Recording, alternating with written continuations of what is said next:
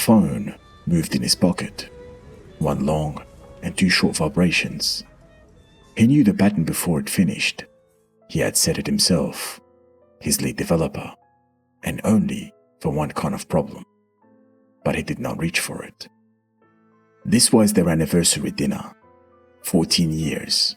The restaurant had been booked 6 weeks in advance. A corner table, low light. The kind of place where the prices are high enough to mean something. Marcus had built a business that paid for it across 11 of those 14 years. Not borrowed, not inherited, but built. From a spare bedroom, then a leased office, then a floor with his name on a directory. He told her at the door, "Tonight, work is off." She looked at him the way she sometimes did, not doubting, more like noting. They had ordered. The wine had come. She was talking about the trip to the coast they had been meaning to take for 3 years, when the phone moved. He picked up his wine glass, then set it down without drinking. She was describing the town, the particular hotel she had found. He asked a question, the right kind, the kind that kept her talking. His left hand stayed on the table, but his right hand sat on his lap. The first course came. He cut his food into pieces he did not eat. He refilled her glass when it dropped below half. He nodded at the intervals that required nodding. His right hand moved once towards his pocket, stopped, then returned to the table. She was laughing at something now. Her hands were moving the way they did when she was genuinely looking forward to something. He watched her hands. He watched her mouth, but heard very little. The candle burnt. The second course arrived and was taken away. At some point, he realized his jaw had been set for a long time. He released it, reached for his glass. His eyes went to the window for a moment, the street outside, the ordinary movement of people, and then came back. She was still talking. He had missed the thread entirely. He picked it up where he could and asked another question. She answered. She did not notice the seam. Then she reached across the table and put her hand over his, mid-sentence, easy, the kind of gesture that stops meaning anything in particular after enough years and starts meaning everything in general. He looked at her hand on his. Then he turned his hand over and held it. He looked at her then, not at the window, not at the space behind her, at her. She kept talking. She did not register the shift. His right hand, the one that had moved toward his pocket and stopped, was flat on the table now, open, still. The phone did not vibrate again. He did not know yet what that silence meant for the morning.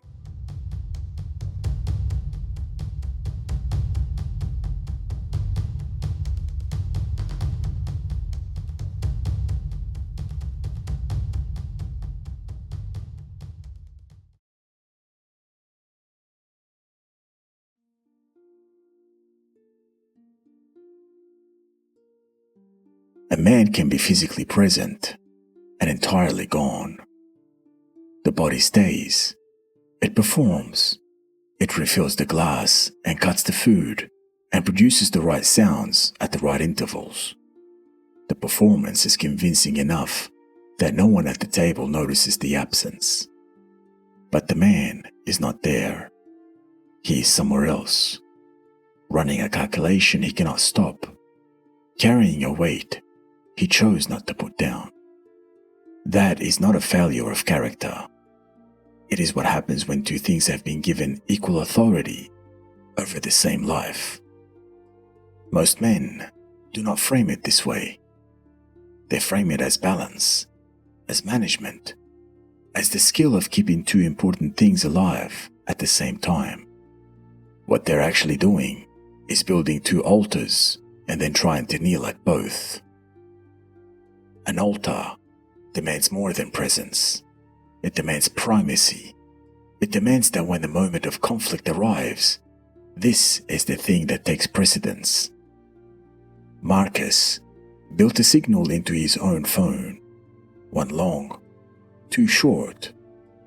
He designed the interruption himself, embedded it into the fabric of his days, and then sat across from his wife on their anniversary and felt it detonate in his pocket. He had not built that signal to ruin dinners. He had built it because the business required it. Because the business had always required it. Because for 11 years, the business had been the altar that everything else was arranged around, including, somewhere in the accounting, the dinner itself. The conflict did not appear that night at the restaurant. It had been running for 11 years. Here is what the absence of a decision costs. It does not cost nothing. It does not hold steady while a man continues thinking. It runs. It draws from whatever is in front of him and converts it into friction, into the drawer held tight without realizing, into the hand that moves towards the pocket and stops and returns to the table and means nothing to the woman sitting across from him. Marcus did not check the phone. By any external measure, he kept his promise, but the promise was kept by the body. The man was 40 minutes into a silent emergency, and the woman at the table had been talking to a performance of him, a convincing one, careful enough that she did not notice the seam. That is the cost of carrying two obligations with equal weight and no order of precedence. Not betrayal, not collapse, something quieter and more durable than either, a slow, structural drain. The signal he built does not care about anniversaries. It does not care what the dinner cost, or what it meant, or what was promised at the door. It runs the same way every time. The vibration, the pattern, the immediate rerouting of everything behind his eyes toward the problem waiting in his pocket.